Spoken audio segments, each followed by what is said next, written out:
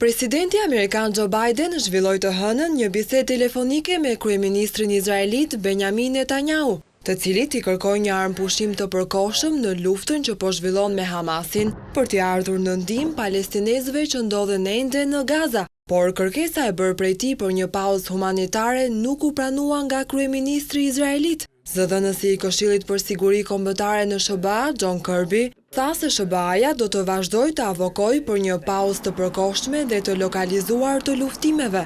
Numri i palestinezëve të vrarë nga luftimet deri më tani ka tejkaluar shifrën prej 10.000 personash.